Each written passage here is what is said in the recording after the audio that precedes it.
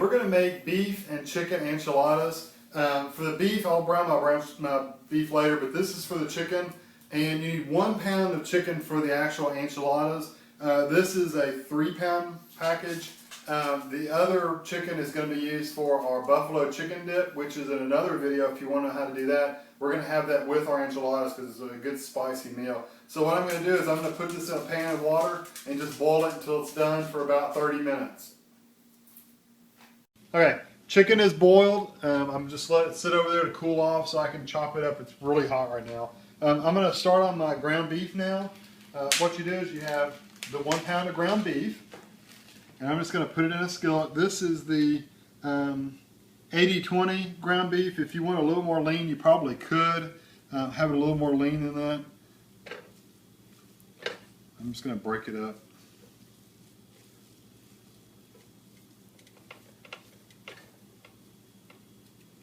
And then I'm going to turn my stove on medium high.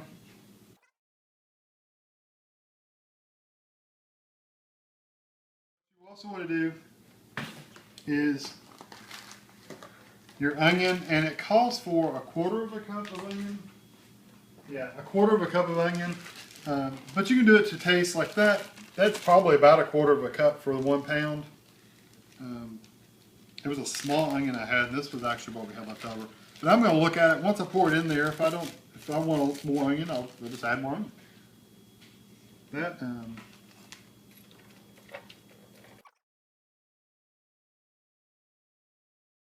then it also get garlic powder.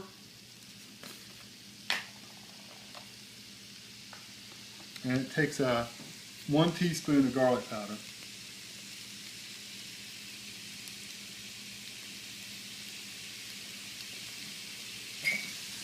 And what I'll do is I'm going to just got a spoon there. I'm just going to kind of work it around and brown it.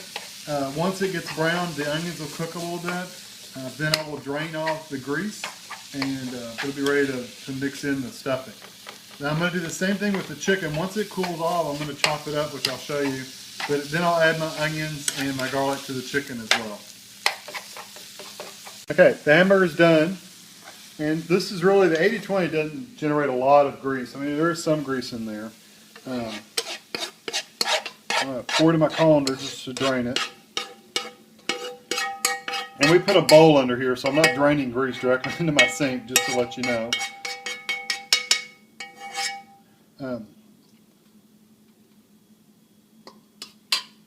And then we'll just let that drain the grease out a little bit, and then I'll put it in this bowl so I can mix the rest of the ingredients together, like the enchilada sauce and all that stuff. So I'm going to let that drain a little bit and put it in this bowl.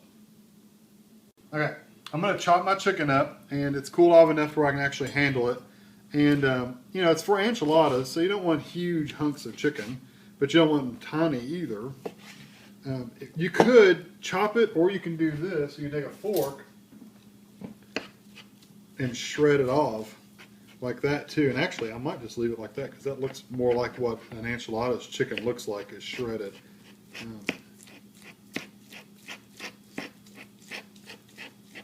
So you just kind of take your fork and just stick it in there and pull it. You can see it shreds off pretty good. Yeah, breaks into pieces.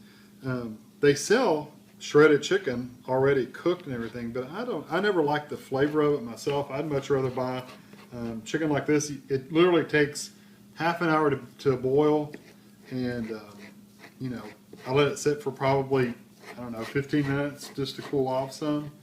And you know, it's chicken, natural chicken. There's no chemicals in it, and it looks really good, and you know exactly what's there. So I'm going to do another half a breast, and then I'll show you what I'll do next.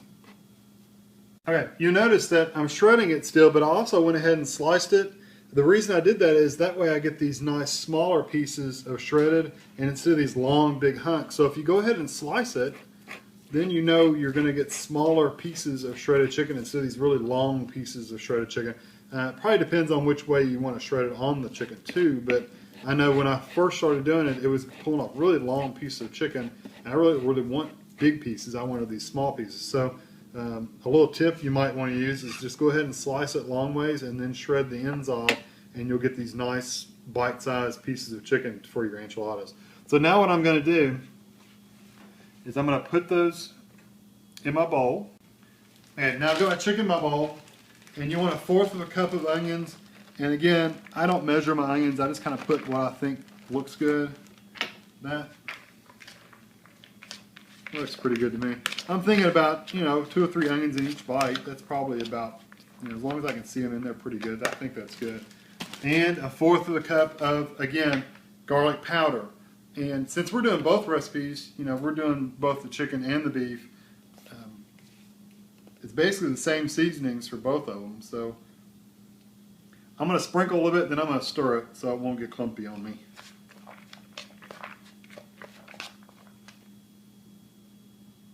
You don't want to bite into a big old hunk of chicken that has all garlic on it. That would be pretty bad. Okay.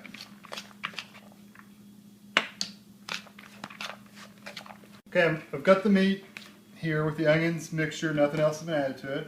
We're going to add an 8-ounce can of tomato sauce. Any brand will do.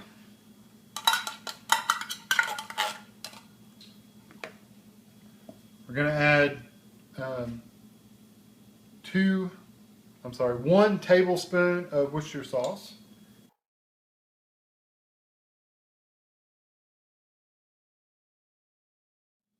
One teaspoon of paprika, and this is a half, so.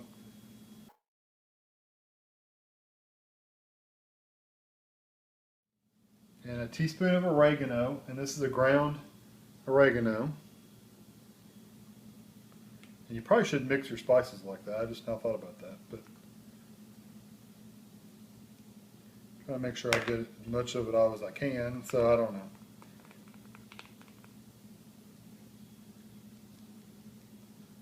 And we need 2 teaspoons of chili powder.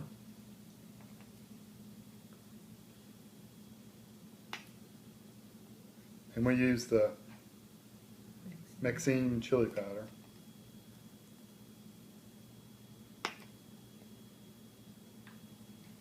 And then I need 1/2 teaspoon of cumin. And which one's cumin? And that's the cumin we use. And I'm going to stir this up really good. Oh, and I need 1/2 teaspoon of black pepper. There we go. Now we're just going to mix this up really good. And this is our mixture for our enchiladas. And it should be fairly thick still, so kind of like reminds me of sloppy Joe sauce. It's got that consistency. If you ever made a manwich or a sloppy Joe, kind of reminds me of that consistency. So that's the ground beef version. The chicken, I'm going to add the exact same ingredients to the chicken, and I'll show you what it looks like when I get done. Okay, and once again, this is the exact same ingredients we put in the ground beef version of it.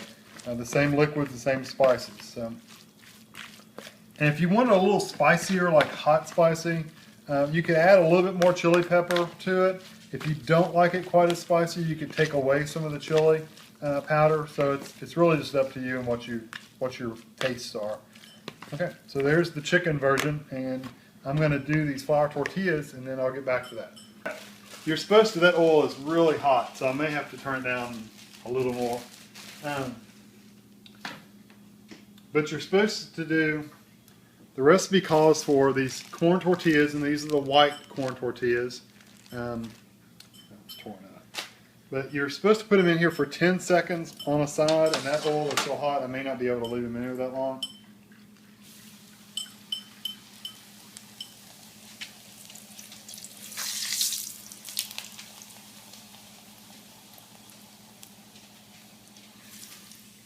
And then drain them on a paper towel. And all it does is get you a little bit of that fried flavor. They're still soft. They're still pliable. So that's pretty cool. I'd never done that before, so that's kind of neat that you can do that.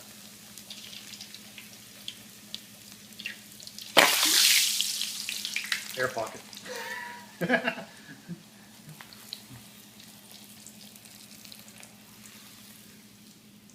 That shaking of the camera was like Blair Witch Project. Let's not because do the air pocket. The camera woman jumped like a monster grabbed her. Let's not do any more air pockets, okay? Please. I'm scared now.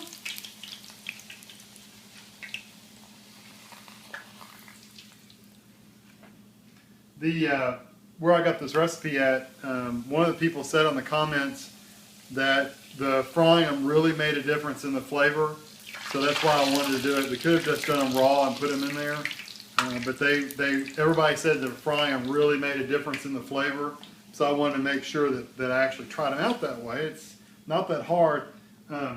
One thing I've noticed just by doing this is don't let them get like this too brown on the edges, because then they don't roll quite as well. But if they're kind of just still a little brown, they'll still roll pretty good. So I don't know what the temperature of this oil is. It's pretty hot. How many do you have to do?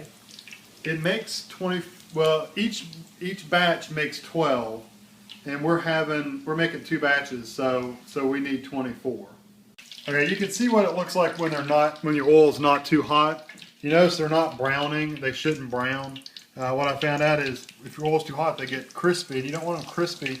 You really still want them to be bendable, but you want them to be have a little crust on them. I wish you could feel that, but there's just a little crust on it, but they're still bendy. And I will probably take these on another paper towel and lay them out flatter to where they'll get some more of the oil off them, because you don't want them oily either. I'm trying to kind of flip these over and get the oil as much as possible out of them. But they're looking much better than that first few. These are what they should look like. Okay, I've got the enchilada sauce. This is the mild enchilada sauce. They had hot, so if you wanted hot, you could buy a hot enchilada sauce. I've got one pan for my beef, one pan for my chicken, and I'm just going to basically cover, not real thickly, but I'm just going to cover the bottom, just enough to have a little bed of enchilada sauce on the bottom.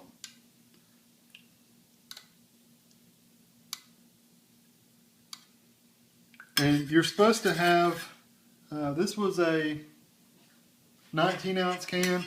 You're supposed to have two 10-ounce cans, or one 10-ounce can per serving. They only had one can, doesn't that figure? So we went ahead and bought this 19-ounce can. I figured it'd be close enough to what we need. So you see I'm just kind of covering the bottom of the pan.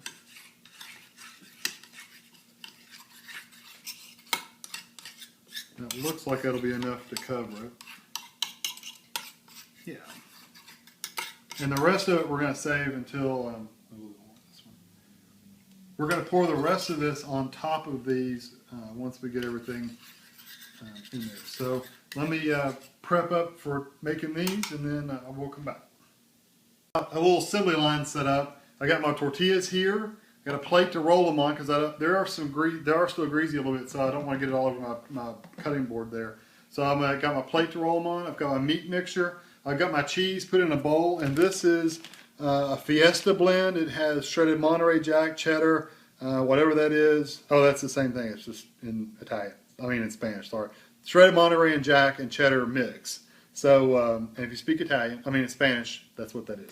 So anyway, this is the cheese we're going to use, and that's a really big bag of cheese. So here we go. I'm going to grab one of these and put it here. Put a spoonful of hamburger mixture on there. And maybe that's too much. We'll see. A little bit of cheese in the middle. And then we're going to roll it up. And actually, I think that may have been perfect. What do you think? It looks good. Okay. And they're just going to continue that process. Now you remember, you got to get 12 of these out of there. So I think that may be a little bit too much meat. So cheese. So you're going to put less meat? A little bit less, because like I said, you got to get 12 out of there. And wrap them up fairly tight. And put the seam side down. So when you put it in the pan, the seam should be on the very bottom.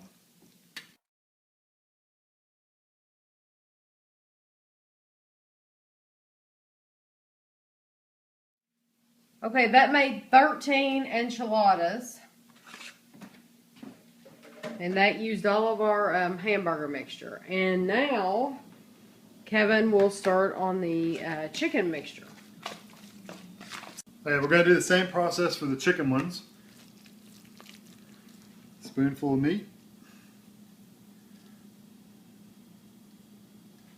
I had a little cheese left over from the other one, so let me get that. I like a lot of cheese in mine, so.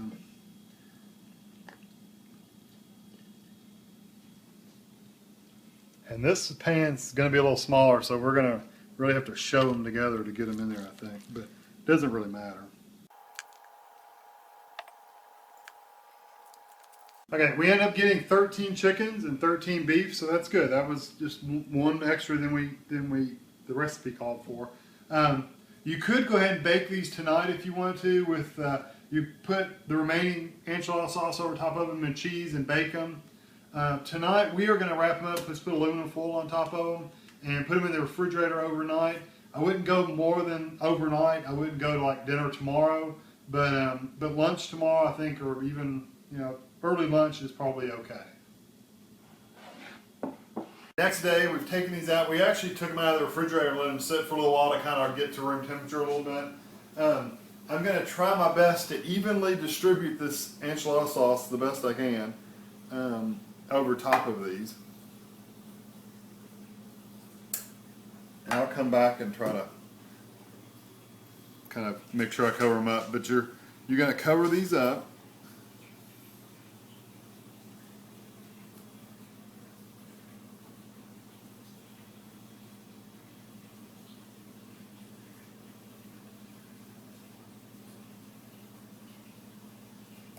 Okay. And then we're going to cover them with cheese. I think I got a little bit more in the chicken than the beef, but that's okay. And you can probably just put as much cheese as you want. What do you think?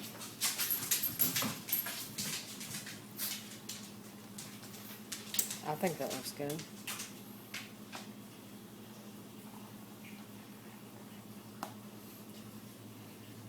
I don't think they have to be saturated. I like cheese, but I don't think they have to be completely covered. Like these ends, I think that'll be good because they'll get kind of crispy. Yeah. And plus they have cheese inside. Yeah. That's good? Yeah. Okay. And these are going to bake, preheat your oven to 350, and they're going to bake for 20 to 30 minutes, depending on how long it takes them to just get heated up and a little browned on the edges. So I'll put them in the oven we'll check them at 20 minutes. All right, it's been about 22 minutes. Those are the beef. And here's the chicken.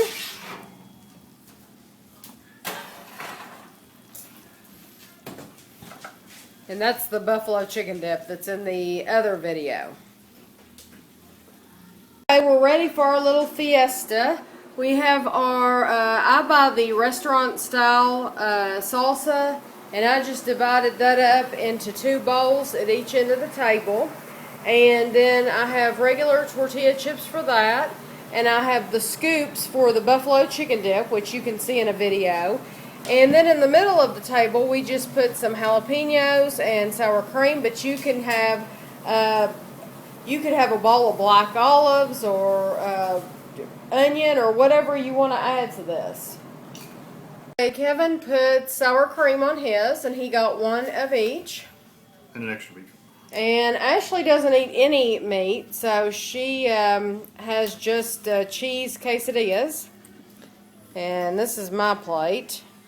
And Andrew's and Christina. Kevin, which one did you try? The beef or the chicken? Chicken, that's really good. You like it? Mm-hmm. Good flavor? Mm-hmm. That was good.